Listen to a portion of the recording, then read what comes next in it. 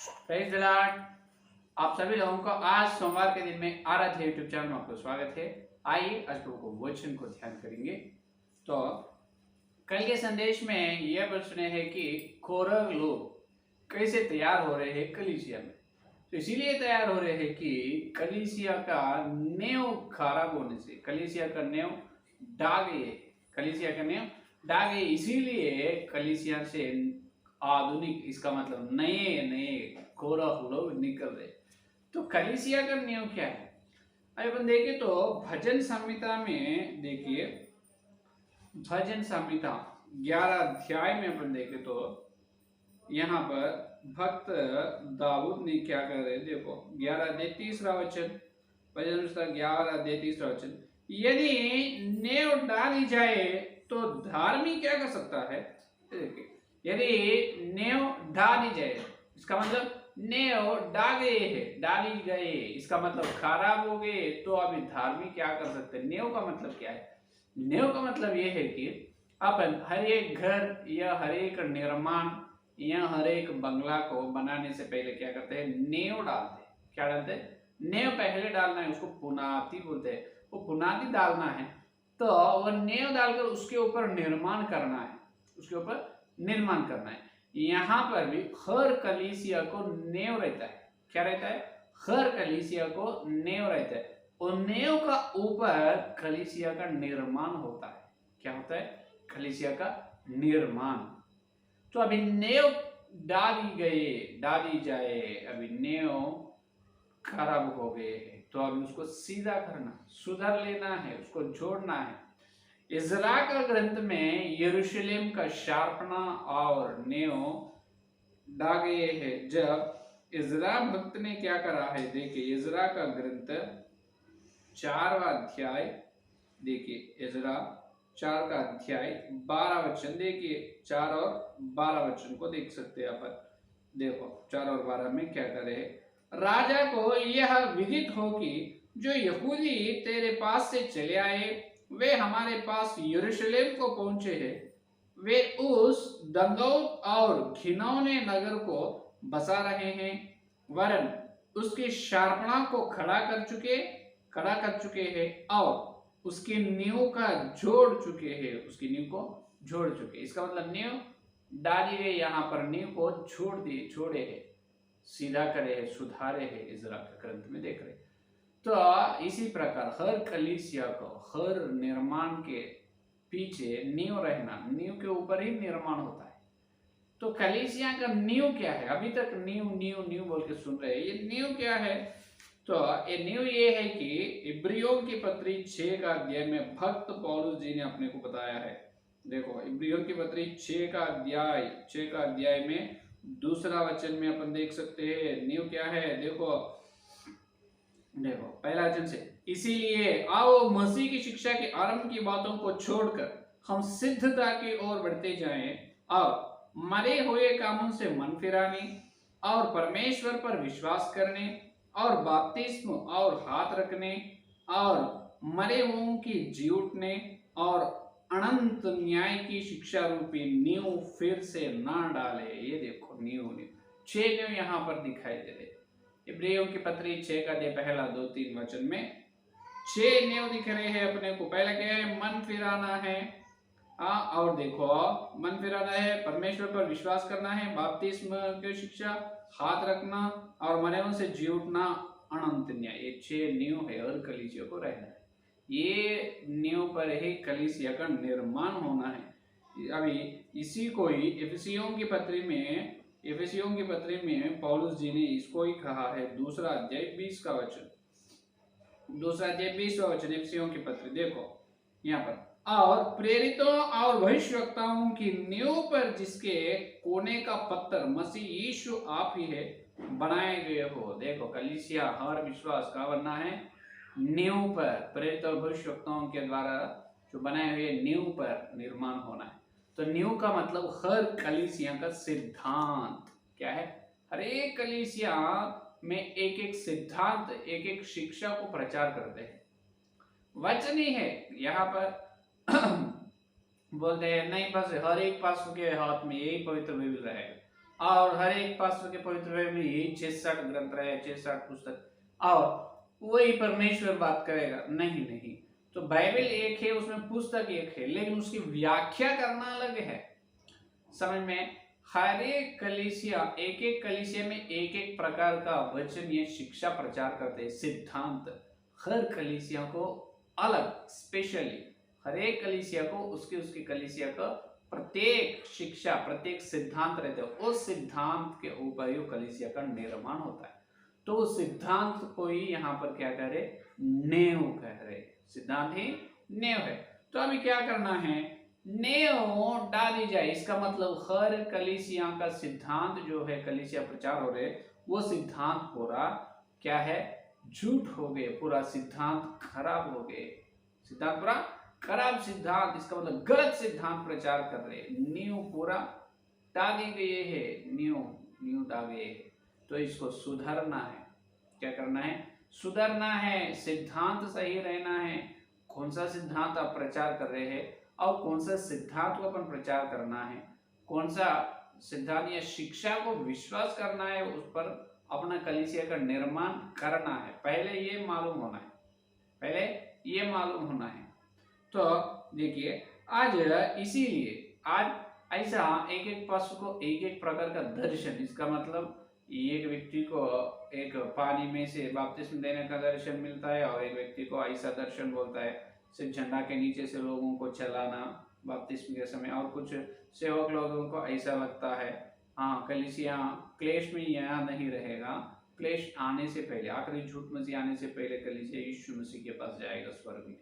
तो एक एक सेवक का एक एक, और शनिवार को रोटी तोड़ना लगता है एक सेवक को, और हर रविवार नहीं, महीने को एक बार रोटी तोड़ना बोलते।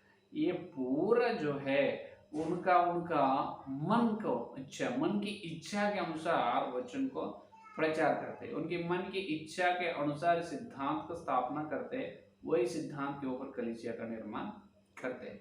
तो इसीलिए इतने सारे झूठ शिक्षा आज मसीह समुदाय में फैल चुके हैं, समझ में? तो इतने सारे बहुत सारे झूठ शिक्षा है। इसका मतलब हर कलीसिया का नींव दागे। तो अभी नींव सुधार लेना, इसका सिद्धांत को सुधार लेना है। जो शिक्षा तुम प्रचार कर रहे हो वो प्रचार शिक्षा को आप सुनना है, सच्ची शिक्षा है नहीं तो झूठ शिक्षा है। कौन सी शिक्षा आप प्रचार कर रहे हैं?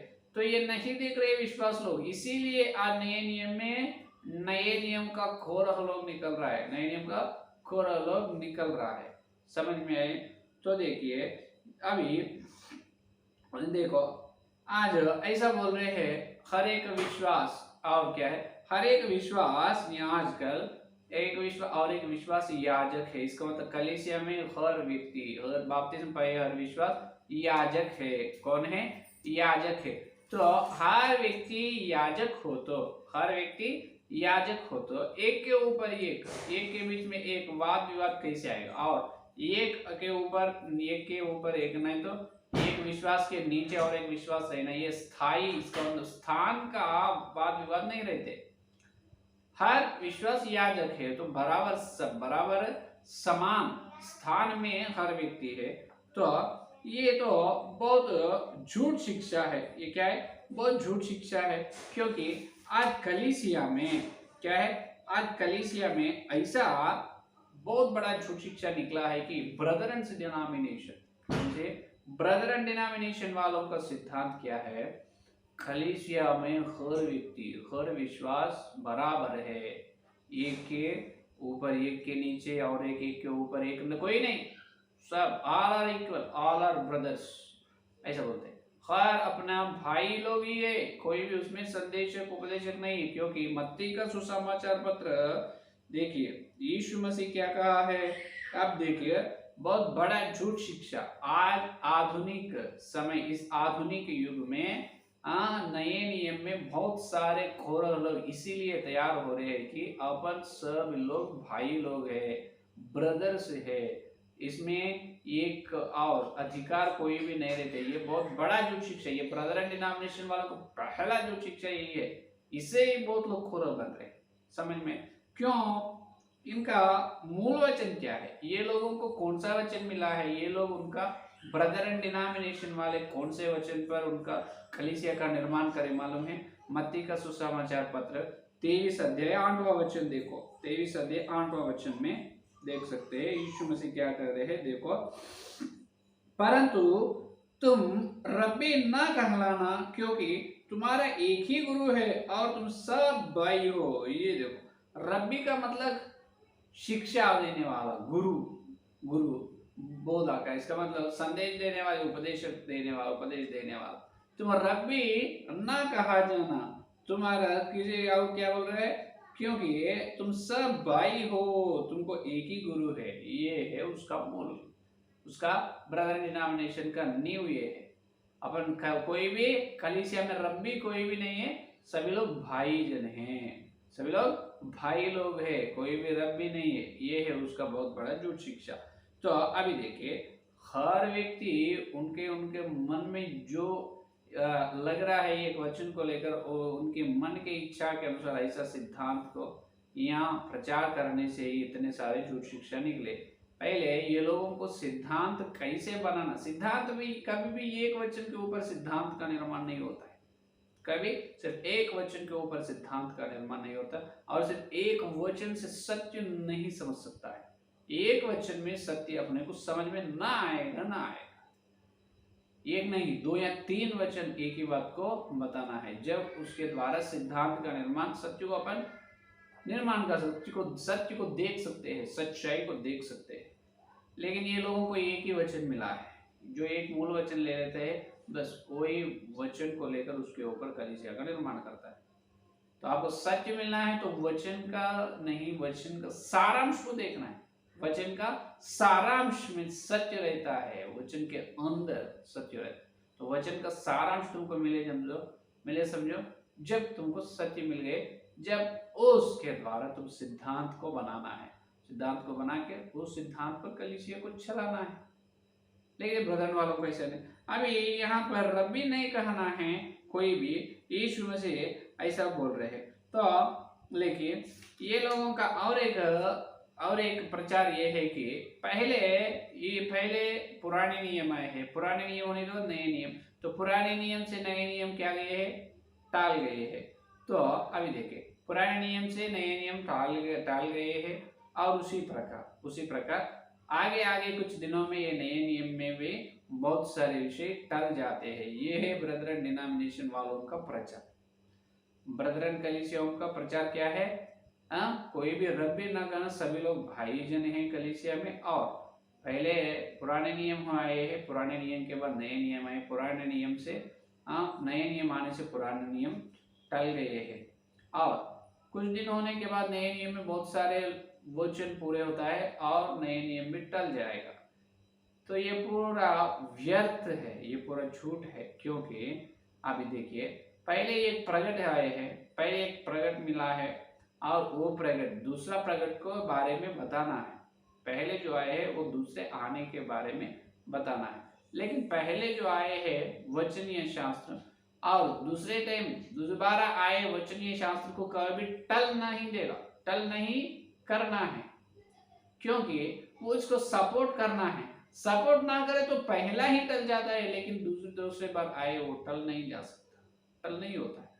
समझ में आपको अच्छे तरह से मैं बताऊंगा। देखिए, अभी मत्ती का सुसमाचार पत्र है, पहला मत्ती का सुसमाचार पत्र लिखा है, उसके बाद पौलुस ने पत्र लिखा है। तो मत्ती का सुसमाचार पत्र में जो बातें हैं, उस बातों को पौल जो पत्र में लिखा है, मत्ती का सुसमाचार में जो है, वो सुसमाचार के बातों को पौलुस का पत्र क्या कहते हैं, हाँ बोलते हैं। क्या बोलते हैं, हाँ बोलते हैं। तो अभी मत्ती का सुसमाचार में जो बातें हैं, उसको पौलुस जो लिखा है पत्र में, वो इसको मत्ती का सुसमाचार के बातों को हाँ बोलते हैं, उसको ठीक रीति से बताते हैं। लेकिन अभी मत्ती का सुसमाचार पत्र में जो बात है, उसके बाद पौल जो पत्र लिखा है, तो अभी मत्ती का सुसमाचार में बातों को लेकर पौल का पत्र को अपन टल करना नहीं, कभी टल करना नहीं, उसको व्यर्थ नहीं करना है। क्योंकि पहले एक शास्त्र आए हैं, पहले वचन आए और पीछे और एक वचन आए, तो पहले वचन से पीछे आए वचन को कभी भी टल नहीं देना। तो मत्ती का सुसमाचार में बात है, वो भी पौल का बात उसको समझा रहे हैं, ठीक है। नहीं समझा रहे हैं तो पौल व्यर्थ है, पौल का पत्र में जो बात लिखा है वो मत्ती का सुसमाचार पत्र से अलग है बोल के इसको निकलना नहीं, टल नहीं देना। अच्छा उदाहरण यही है। अभी मत्ती का सुसमाचार पत्र 23 अध्याय 8वां वचन में यीशु मसीह कहा है, तुम सभी भाई हो, रब्बी कोई नहीं। लेकिन देखो पौलुस ने क्या कहा है, 12 अध्याय प्रथम कोरिन्थियोस की पत्री 12 अध्याय 28 वचन में देखो, प्रथम कोरिन्थियोस की पत्री 12 अध्याय 28 वचन में क्या कह रहे, देखो 28 वचन में, और परमेश्वर ने कलीसिया में अलग अलग व्यक्ति को नियुक्त किए हैं, प्रथम प्रेरित, दूसरे भविष्यवक्ता, तीसरे शिक्षक, फिर सामर्थ्य के काम करने वाले, फिर चंगा करने वाले। ये देखिए क्या करे हैं, परमेश्वर ने कलीसिया में कुछ लोगों को नियुक्त करे हैं, पहले प्रेरितों को और भविष्यवक्ताओं को और शिक्षक को नियुक्त करे हैं। शिक्षक का मतलब रब्बी, जो संदेश देने वाला, प्रचार करने वाला। यहाँ पर पौल क्या कह रहे, शिक्षक है। यीशु मसीह के शिक्षक गुरु कोई भी नहीं है, रब्बी कोई भी नहीं, एक ही गुरु है, लेकिन पौल कह रहे हैं गुरु है। और देखिए यही बात एफेसियों की पत्री 4 और 15 में भी यही बात अपने को दिखाई देते। एफेसियों की पत्री 4 और 13 वचन, 4 का अध्याय देखिए 13 वचन में भी देख सकते हैं अपन, सॉरी 13 नहीं 11 वचन में, 11, 4 और 11। और उसने कुछ को प्रेरित नियुक्त करके, कुछ को भविष्यवक्ता नियुक्त करके, कुछ को सुसमाचार सुनाने वाला नियुक्त करके, और कुछ को रखवाले, और कुछ लोगों को उपदेशक नियुक्त करके। क्या कहे, वहां पर कोरिन्थी की पत्री में भी प्रेरित भविष्यवक्ता शिक्षक, यहाँ पर भी प्रेरित भविष्यवक्ता शिक्षक।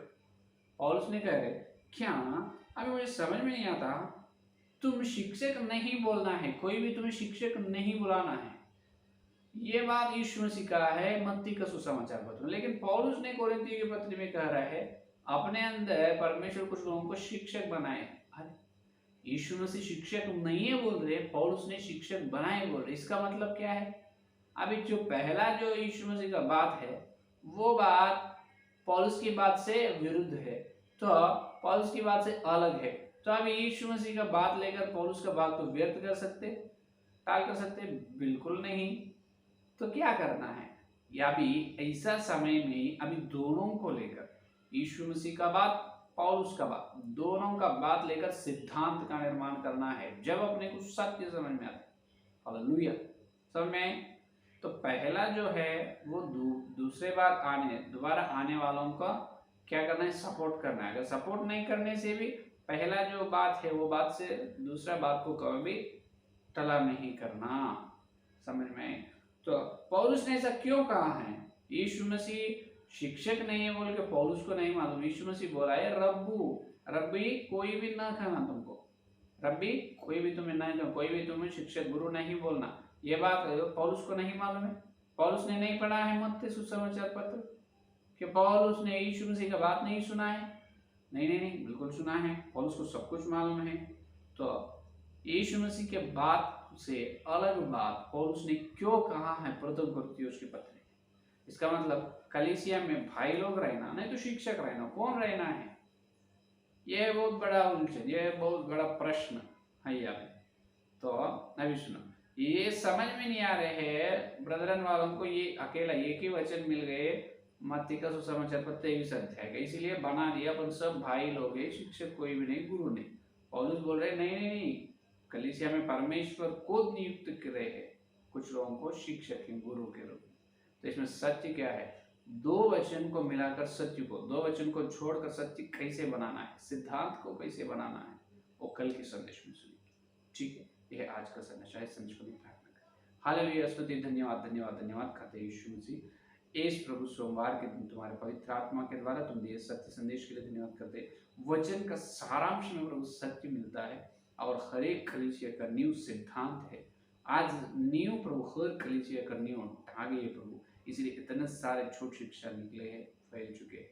हाँ प्रभु, ये तो हम मानने की बात है प्रभु, आपको धन्यवाद करते हैं यीशु मसीह। हर एक व्यक्ति सत्य सिद्धांत को देखना है, सत्य को कैसे बनाना है, एक सिद्धांत का निर्माण कैसे करना है, हमको पवित्र आत्मा करे तुम बताया प्रभु, आपको धन्यवाद। 2 या 3 वचन को छोड़कर उसके द्वारा सिद्धांत को बनाना है, आपको धन्यवाद।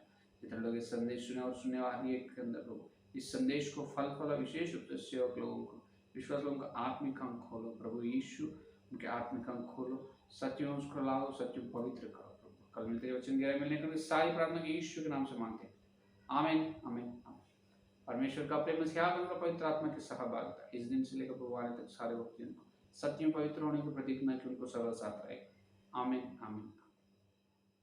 Prize the Lord.